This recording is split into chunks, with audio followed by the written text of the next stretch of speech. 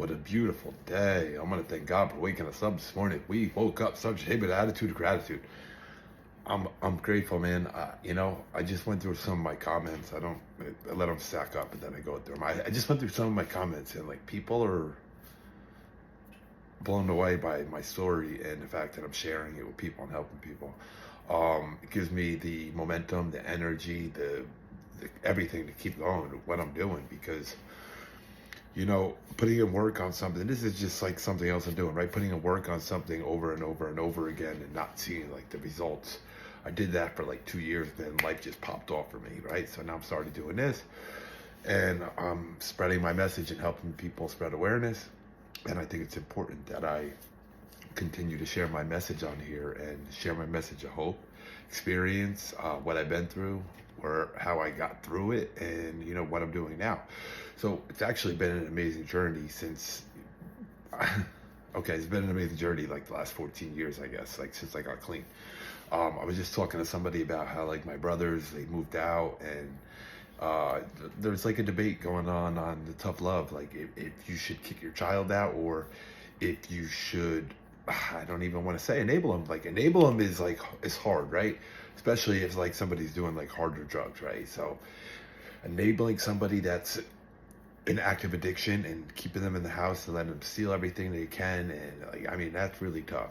My end was alcohol, right? I mean, I did everything in between and rehabs for all these other things, right? But like in the end, it was alcohol. So like my mom couldn't throw me out. She couldn't. My brothers moved out. She couldn't throw me out.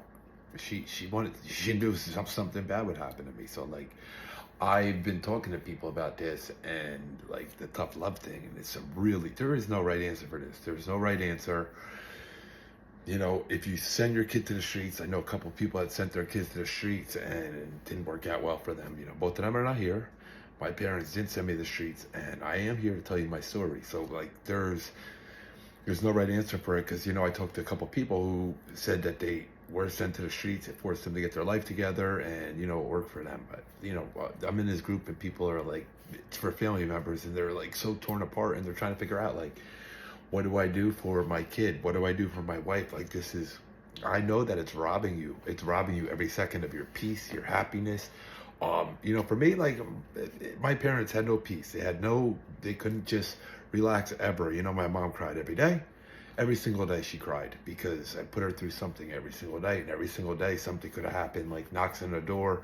I had mentioned I got hit by a car at 2 o'clock in the morning in front of my house, like knocking on their bedroom door. Hey, I got hit by a car. Like the insanity that I put them through. And the nights of sleep I robbed them of.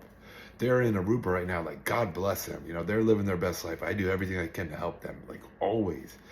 And I know they're proud of me, and they look at me special, like this kid shouldn't be here, and he's doing amazing things, and that's all I want to do is make my parents proud and show them like you didn't give up on me, and this is like the full potential of like where I'm going in life, and what the possibilities are for me, because I know something clicked. Okay, like when I moved a couple of years ago, I was brokey, right?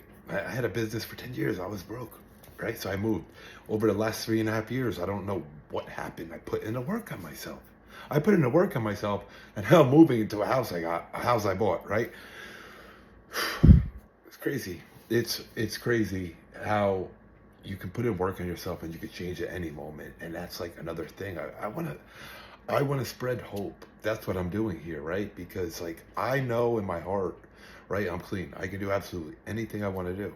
Anything I want to do, I can do, right? And things that I want to do, I'm doing. And like I put my mind to, all right, this is what I'm doing. I started a charity and I have an office. I'm working on things behind the scenes to get that up and running. Like, and it's just, I don't even know how I got there other than started working on myself every single day. And like one thing leads to the next, to the next, to the next. So like, listen, man, if you're going through it, there is hope. There is always hope. And people want to give up on people, and I understand that because like addicts and alcoholics are like the worst people. They are the worst people in the world to deal with, okay?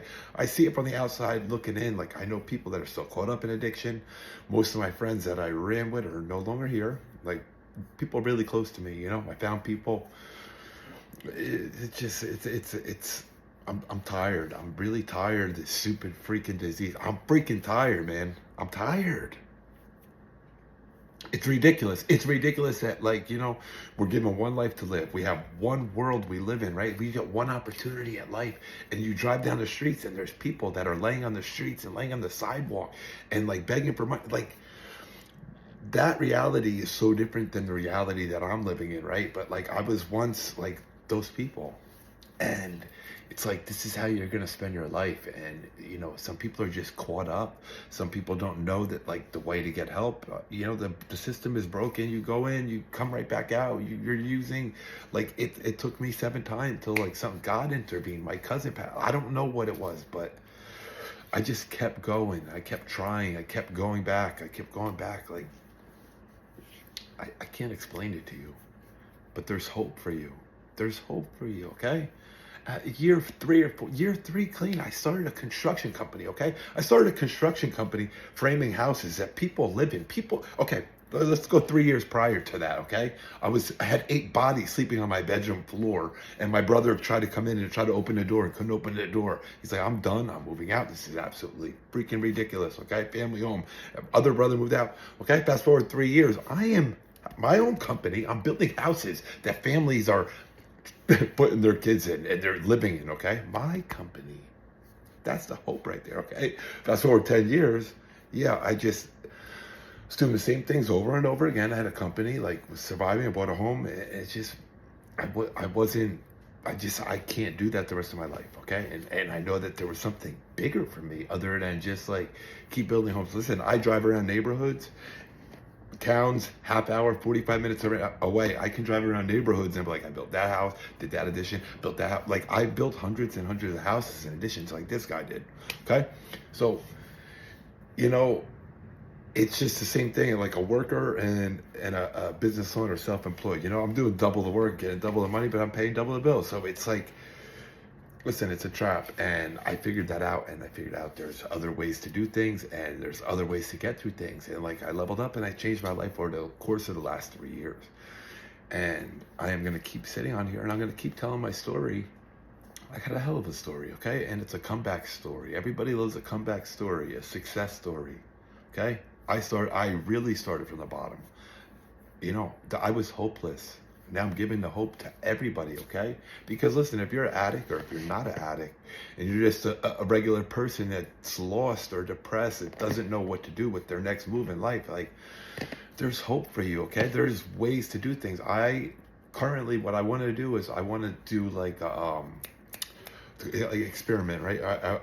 This new system that I came up for addicts. I'm fundraising. I'm raising money for, like, I want to do an experiment or tests and work on 100 people, okay, and see the results that come out of it. Because currently there's only 3% success rate when you go into rehab, okay? So that's what they're giving you. You got 3% chance of surviving. 100 people go in, 3%, might do their thing for a while. Maybe one falls off, one relapse, maybe probably 1%. Doesn't have to be that way, okay? Each individual is sick mentally. There's something going on. They're hooked on this drug or that drug. It's all different things going on in a people's mind. So how are you treating all that craziness in 100 people's minds one way? Like, it doesn't work that way. We need to talk to the people one-on-one. We need to say, what's going on with you? How can we address this? And let's work on you. Let's work on the future. What you're gonna do when you're gonna get out of here financially. Fix relationships with your family. Like, there's so much more to it than like, all right, you're clean. Good luck. I'll see you in a week. Like, I got this, okay? I've been doing this for a year now, and things are moving, things are growing, and I'm gonna keep going and keep making my mother proud. Hope everyone has an amazing evening. Stay safe.